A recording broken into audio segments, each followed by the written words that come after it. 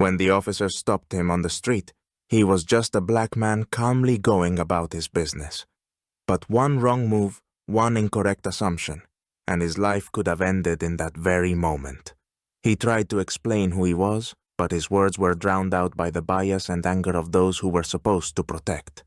And when the truth finally came to light, the city was in disbelief, and the consequences shook everyone to their core.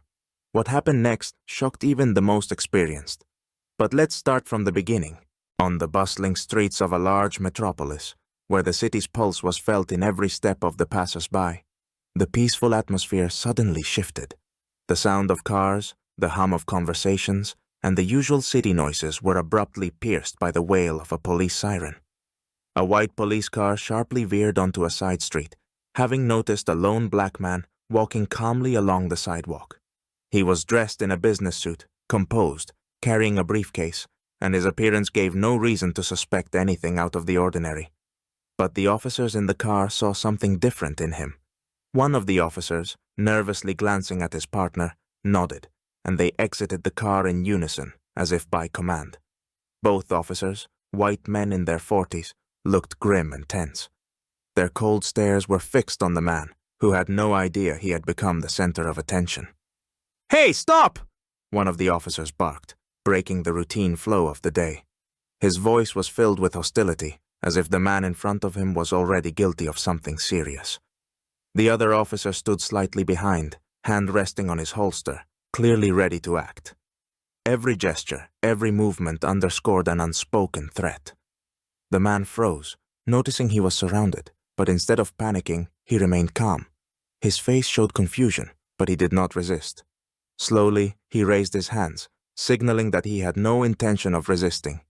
He believed that everything would soon be cleared up, and the situation would resolve peacefully.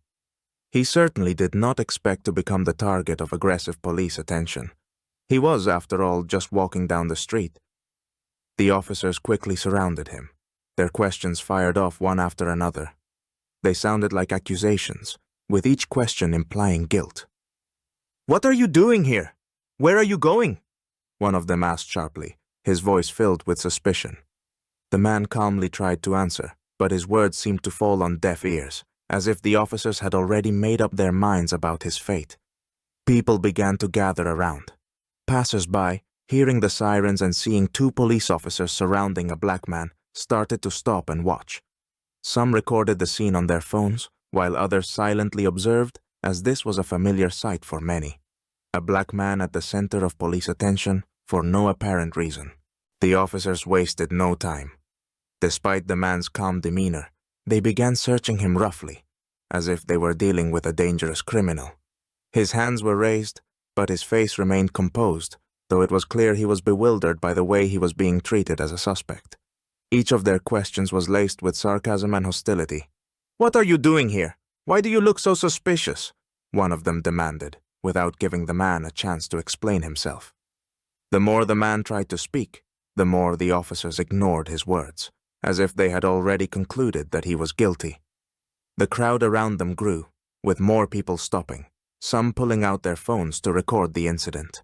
Low murmurs were heard. "They're at it again! More injustice!" The concerned looks on the faces of the onlookers indicated that they had seen this type of scene many times before, and this instance was no different. The officer's tone became more sarcastic and degrading. "Are you on official business?" one officer sneered, leaning in closer to the man's face. His voice carried a disrespectful insinuation that the man was somehow involved in criminal activity. The man, realizing that words alone wouldn't resolve the situation, finally said calmly and firmly, "I'm the new inspector overseeing police conduct." His voice was clear and steady, and his words stopped not only the officers but also the crowd. It seemed as though the air had grown heavier, filled with shock and disbelief. For a moment, confusion flickered across the faces of the officers. They exchanged glances, trying to process what they had just heard. Yet, even though doubt might have crept into their minds, they chose to press on. "Prove it," one officer challenged. Without hesitation, the man handed them his ID, and a small badge glinted in the sunlight. The crowd held its breath, people straining to see what would happen next. The officers looked at the badge, and it was clear that their confidence began to waver. But instead of admitting their mistake, they continued to stand there, hostile and on guard. Their heads bent over the ID, but it was as if they were refusing to believe what was right in front of them. One bystander in the crowd muttered, "Racial bias again." It was a quiet yet piercing comment that summed up the essence of what was happening. When one of the officers finally realized that the man was indeed the inspector overseeing police conduct, his face went pale. The look of confidence and hostility that had previously dominated his expression vanished, now replaced by shock and confusion. His hands trembled as he held the badge, seemingly unwilling to accept that the person in front of him had the authority to oversee their work.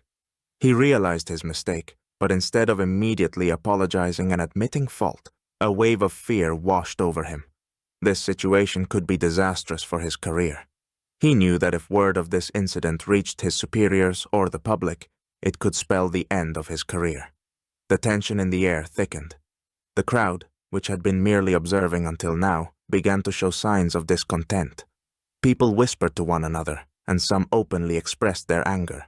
One onlooker couldn't hold back and shouted, "So, you had no idea who he was?" The sharp comment cut through the air, escalating the situation further.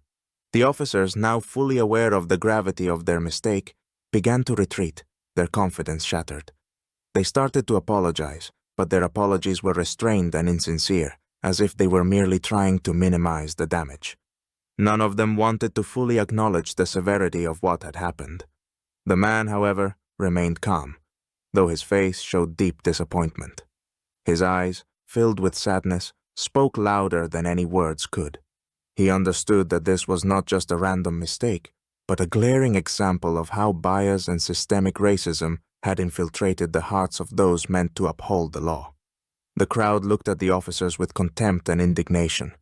The situation spoke for itself. Here was a man who had been unfairly humiliated and slandered, simply because his skin was a different color.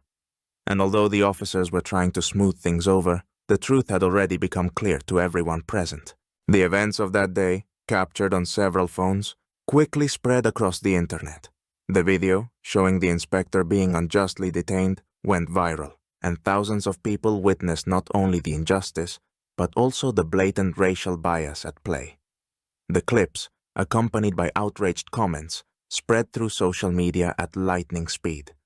Hashtags related to the incident began to trend, and news outlets picked up the story. People from all over the world expressed their support and condemned the actions of the police. The public outcry was overwhelming. The police station involved in the incident found itself under intense scrutiny from both the media and activists. Journalists swarmed the station, demanding comments and explanations. The police department issued an official statement, promising an internal investigation. However, the public demanded not just words, but action. Questions began to arise everywhere. How many similar cases go unnoticed? How deeply rooted is prejudice within our power structures? For the inspector himself, that day became a personal victory. Not only had he shown resilience and composure in a difficult situation, but he also became a symbol of the fight against systemic injustice. His story became a reminder that even those tasked with upholding the law can fall victim to bias and discrimination. It was a moment of personal growth for him, both professionally and morally. He realized that his job would now focus not only on monitoring police actions, but also on fundamentally changing the system. The incident exposed deep problems within the city's law enforcement. It became clear that the police, who were supposed to protect citizens, in some cases required oversight and re-education themselves. Social media became a platform for discussing systemic racism, which had even permeated the institutions meant to ensure justice. This was not just a story about one incident. It was a reminder of how far society still needed to go in the fight for equality and justice. That day became a catalyst for change. Public hearings soon followed, where measures to improve police training and implement mandatory anti-bias courses were discussed. Under public pressure, the city government announced the creation of an independent commission to oversee police conduct. People on the streets began openly discussing the need for reform, and the inspector's case became the first step toward a new future. James Williams, a successful black lawyer, never thought that his status or suit would protect him from humiliation on the street. When he was handcuffed in front of dozens of passers-by, simply because he fit the description, James realized that the system didn't care about his achievements or his rights. But this incident would not only become his personal battle, it would ignite a wave of anger that would change many lives. His next move would surprise even the most experienced. But let's go back to the beginning. Young African-American attorney James Williams steps out of his office, thinking about an important case that could be a turning point in his career. He's working on civil rights advocacy, and his mind is filled with preparations for the next hearing. His eyes burn with determination to win. Dressed in a dark blue suit, James feels confident. He holds a folder with documents that he plans to review at home, and for the first time that day, a light smile appears on his face as he feels the workday is over. Outside, the evening sun bathes the sidewalks. The air is fresh, and James decides to walk home, savoring a rare moment of relaxation. The city's noise fades, and the sounds seem distant. With each step, the tension of the workday melts away. He walks through a busy neighborhood, feeling a sense of freedom. However, his attention is caught by a police car. The officers inside are watching him closely. James's heart begins to race, but he tries to remain calm. He knows that black men often draw the attention of the police, even if they've done nothing wrong. "I'm a lawyer. I have nothing to worry about," he thinks, but the anxiety doesn't disappear. As James walks past the car, a commanding voice calls out, "Hey you! Stop! Show me your ID!" The shout stings, and James stops. He looks back and sees two officers getting out of the car and walking toward him. His fingers tighten around his folder, and his throat goes dry. Despite being a lawyer, he realizes that to them, he's just a black man. One of the officers, a tall man, quickly approaches and roughly grabs James by the arm. "We got a report about a suspicious person," he snaps. "You match the description." The words sound like a sentence. James tries to speak, but he's ignored. Inside, James feels two emotions battling: confidence in his innocence and anxiety. He knows he's done nothing wrong, but his skin color makes him automatically suspect. The officers continue to act harshly, ignoring James's statement that he is a lawyer. His attempts to explain that he has documents proving his identity and profession go unnoticed. One of the officers, the tall man with a cold look, begins searching James's jacket pockets without permission. James feels a growing sense of frustration and helplessness. As someone who defends the rights of others, this is the first time he's faced a situation where his voice doesn't matter. The officer roughly pushes him to the ground and twists his arms behind his back. The metal handcuffs click sharply, painfully digging into his wrists. James feels anger rising inside. To be treated like a criminal just because he looks like a suspect is a humiliation that's hard to bear. It reminds him of the hundreds of stories his clients have told him, but now he's in their shoes. A crowd gathers on the street. Bystanders notice something is wrong. A black man in an elegant suit, handcuffed on the sidewalk for no apparent reason. People pull out their phones to record the scene. The tension in the air grows. The cameras capture every moment. An attorney who had recently represented clients in court is now being detained on the street. To many, the injustice is obvious. James realizes that if the situation escalates further, the consequences could be even worse. The police might accuse him of resisting arrest or assault if he tries to free himself from the handcuffs. Every movement could be used against him. But the hardest thing to accept is that he can't stop what's happening. Trying to stay calm, James raises his head and says, "Let me show you my ID and bar card from my pocket. You'll see that I'm innocent." But his request is once again ignored. The police continue with the arrest as if he poses a threat. The crowd around them grows louder in their discontent. People discuss what's happening, outraged by the police's actions. One passerby shouts, "Leave him alone! He didn't do anything!" These words resonate, and others begin to join in, demanding an explanation. The tension grows, threatening to escalate into something bigger. The situation on the street intensifies. The crowd grows, and people shout their displeasure at the police. James is on his knees, his hands tightly bound behind his back, and the anger and humiliation are turning into a desperate need for justice. Suddenly, a younger officer notices the folder that James had dropped during the arrest. He bends down, picks it up, and sees attorney papers on the open page. The officer freezes for a moment, his confidence wavering. After reading the name James Williams, attorney, he realizes that the man they arrested as a suspect is a respected lawyer. The officer's face flushes with the realization of their mistake. Nervously, he approaches the senior officer, showing him the documents and taking out James's ID from his jacket pocket. "Wait, there's been a mistake," the young officer says with uncertainty in his voice. The senior officer, irritated, turns around and looks over the papers with disbelief. A look of confusion crosses his face. He realizes they've made an error by arresting an attorney without cause. His face darkens, and his mouth tightens into a line. He's clearly trying to maintain control. However, the senior officer is in no hurry to release James. Instead of admitting the mistake, he starts justifying himself to the crowd, saying, "We followed protocol. There was a report of a suspicious person, and we were following procedures." These words only fuel the crowd's anger. "What protocol? He didn't do anything," someone shouts. Phones continue recording every moment, and the tension on the senior officer's face grows. He understands that they are now under public scrutiny, which could lead to serious consequences. James feels his anger rising. He watches silently as the police try to justify themselves without admitting their mistake. His faith in justice collides with the reality of systemic bias. He realizes this is not just his personal story, it's about everyone who has faced similar injustices. The crowd gets louder in their support of James, and the officers begin to feel the increasing pressure.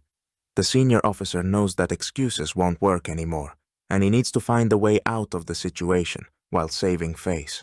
Despite the internal tension and stress, James remains calm. He knows he must act wisely, as the crowd and soon millions of people on social media are watching. His professionalism and determination, which helped him build a successful legal career, give him the strength to endure this moment. The police finally remove the handcuffs, and James rubs his reddened wrists, but doesn't rush to leave. Instead, he stands tall, looking at the crowd, and decides to seize this moment. There's tension in the air. The crowd, having witnessed the injustice, now watches his every move closely. James takes a deep breath and says loudly but calmly, "This wasn't just a mistake. It's a result of a system that continues to suspect us, black people, of crimes simply because of the color of our skin. But this needs to change." His words resonate deeply with the crowd. A brief silence follows as people grasp the weight of what was said. Then applause starts, at first tentative, then building like a wave. Someone in the crowd shouts, "That's right, this needs to stop." The support grows with each passing second. People cheer and clap in solidarity with James. The videos, taken on phones, spread instantly on social media, and the event quickly gains public attention, far beyond the street. The officers at the center of this incident begin to feel nervous. They exchange glances, realizing the situation is spiraling out of their control. They can no longer justify themselves by saying they were following protocol. As they mumble something about rules and precautions, their words are drowned out by the noise. Neither the crowd nor James is willing to accept such excuses anymore. Meanwhile, the hum of reporters arriving on the scene can be heard, drawn by the viral videos.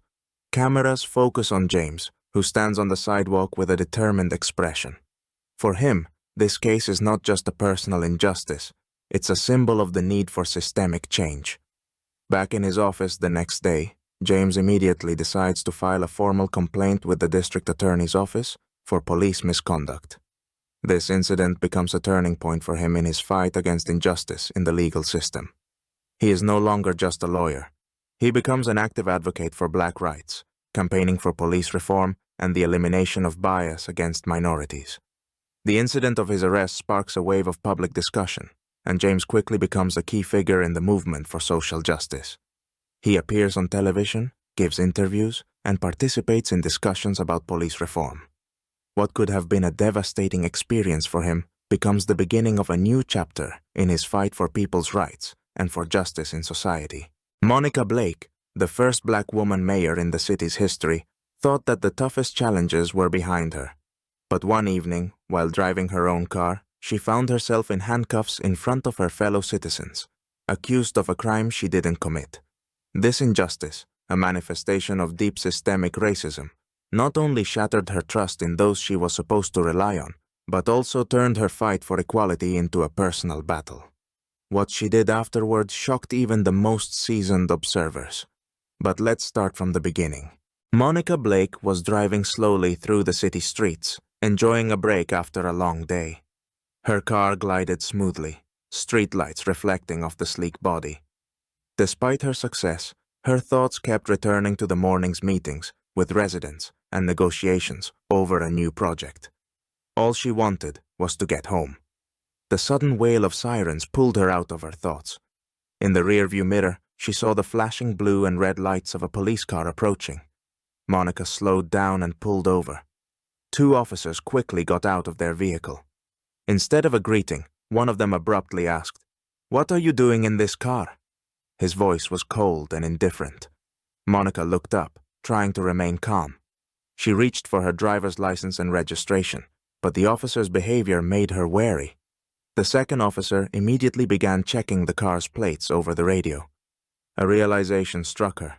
To them, she didn't appear as the mayor, but rather just a black woman driving an expensive car. The first officer, Michael Stanton, moved closer, his eyes scanning her face. Though she was trembling inside, Monica calmly handed over her documents. But that wasn't enough. Michael gave the papers a cursory glance and ordered her to step out of the car. Monica felt a surge of fear, but complied, knowing that protesting could make things worse. Monica stood beside her car, feeling the tension grow with every passing second. Michael Stanton, without bothering to thoroughly examine her documents, gave her another cold look. "Something's not right here," he said, as if her being a black woman behind the wheel of a luxury car was all the confirmation he needed. She tried to explain that she had just returned from a work meeting and that she was the mayor, but her words crashed against a wall of distrust. "I'm the mayor of this city. You can check," she said, hoping for reason and fairness. But Michael only nodded to his partner, Jim, who resumed checking something over the radio. Monica noticed that bystanders had started to gather, watching the situation unfold. Passers-by, curiously observing, whispered among themselves about what could have prompted such intense police attention. "The car might be stolen," Jim added, still not looking at her, as if the decision had already been made without any evidence. Monica's throat went dry with anxiety and anger. She knew this was prejudice based solely on her appearance and the car she drove, but she was powerless to change anything in that moment. The police moved quickly and decisively. Michael stepped forward and grabbed her arm. "You're under arrest," he said, not bothering to explain any specific charges. The handcuffs clicked harshly around her wrists. Monica gasped in pain and humiliation. A small crowd had already gathered, and she felt the burning gaze of onlookers piercing through her.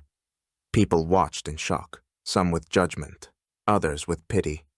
These were her fellow citizens, the ones she had inspired with her campaign, the ones whose interests she now defended as mayor. "This is a mistake. I haven't done anything," Monica tried to explain, her voice shaking with humiliation and helplessness. But the officers seemed not to hear her. They roughly placed her in the back seat of the police car. When she reached for her phone to call her lawyer, Jim quickly snatched it from her hands. "We'll sort it out later," he said coldly. Monica sat in the patrol car, feeling as if her world had collapsed in an instant. Her head swam with a mix of shame, anger, and despair. She, the mayor of the city, had been handcuffed in front of her citizens simply because of the color of her skin. She realized that what had happened to her was not just a mistake or a coincidence. It was a reflection of a deeply rooted system of discrimination, one that she would now have to fight not only as a political leader, but as a person who had experienced personal humiliation. Monica sat in the stuffy interrogation room, still feeling the pressure of the handcuffs on her wrists.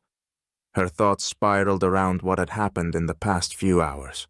As the city's mayor, she knew bias existed in society, but now she had become its victim. The humiliation was compounded by the fact that the city's residents had witnessed her arrest. The heavy air in the room pressed down on her, and the silence grated on her nerves. The door suddenly opened, and John Carter, the chief of police, walked in. He looked surprised but maintained professional composure, until his eyes landed on Monica. His expression changed instantly as he grasped the enormity of the situation. This is the new mayor of the city!" he nearly shouted, his voice echoing off the small room's walls. Officers Michael and Jim, who had been standing proudly after their success, suddenly froze. Their smug expressions quickly turned to confusion. They looked at each other, unsure of what had just happened. Monica, sitting in handcuffs before them, no longer seemed like just a woman they suspected of stealing a car. Now, she was the mayor, the person who had campaigned on promises of justice and equality. "Release her immediately," John said loudly and firmly, directing an angry glare at his subordinates. The officers, still not fully comprehending the gravity of their mistake, rushed to unlock her handcuffs. Jim nervously offered his hand to help, but Monica proudly turned away, avoiding his gaze. Lowering his voice, John turned to Monica. "I sincerely apologize for what happened. This is a terrible mistake." He quickly brought her a glass of water and offered her a more comfortable seat. But his apologies, though sincere, couldn't erase what she had already endured. Monica's eyes showed a mix of contempt and exhaustion. "A mistake? This isn't just a mistake, John," she said in a cold, steady voice. "It's something bigger. It's a systemic problem." She glanced at Michael and Jim, who nervously shuffled their feet, realizing that their careers were now at risk. Their actions revealed just how deeply ingrained prejudice was in their minds when they arrested her, simply based on her appearance and the car she drove. Monica accepted the glass of water, but the feeling of humiliation didn't disappear. What had happened to her wasn't just an incident. It had become a symbol of the discrimination many people face. And though she was about to be released, she knew that the battle for justice, not only for herself, but for all those subjected to such treatment, was far from over. The next morning, the city awoke under the weight of news that had spread rapidly. The mayor of the city arrested by police. Newspapers, local websites, and social media were filled with headlines and outraged comments from citizens. People discussed how the police had unfairly and harshly treated a woman who was not only the mayor, but a symbol of change. The story ignited a public debate fueled by memories of other instances of unfair treatment of black residents. Crowds gathered outside City Hall, demanding answers. Many citizens, who had previously stayed silent about their own experiences with discrimination, began sharing their stories. It was a moment when the city came face to face with a reality that many had ignored. The public demanded justice, not just for Monica. At noon, Monica Blake stepped out onto the square in front of City Hall. The area was packed with people. Citizens, journalists, activists, those who had witnessed her arrest the previous night, and even some law enforcement officers, all waiting for her to speak. Standing on an improvised platform, she looked around at the silent crowd before beginning her speech. Determination burned in her eyes, and each word rang out firmly, despite the pain she had endured. "What happened to me yesterday wasn't just an accident. It's a reflection of the systemic injustice that many of our fellow citizens face," Monica began. She told her story, detailing the humiliation she had experienced. People listened intently, some clenching their fists, others wiping away tears. Her words resonated with those who had long felt invisible and undervalued in the city. "I became mayor to change this city, to make it fair for everyone. But today I realize that real change begins with eliminating bias in our institutions," she continued. "I promise you, I will do everything I can to ensure that incidents like this never happen again. Our police force must be a symbol of protection and trust, not fear." Monica's words sparked a wave of support. People began to clap, shouting her name. Her story had become a symbol of the fight for justice, and she knew she now had to lead this movement. Officers Michael and Jim, who had arrested her, were already under internal investigation and would likely be fired. But Monica understood that wasn't enough. That day, she announced her campaign for police reform. Her first step would be to create training programs for officers, focusing on racial sensitivity and combating bias. She also promised to strengthen the ties between the police and the community, to rebuild the trust shattered by incidents like hers. The story ended on a hopeful note. After enduring humiliation and injustice, Monica found the strength not only to fight for her own dignity, but to make this case the starting point for change in the city. Her willpower and determination inspired thousands, and she had now become more than just a mayor. She was a symbol of hope for a future where justice and equality would be the core values of society.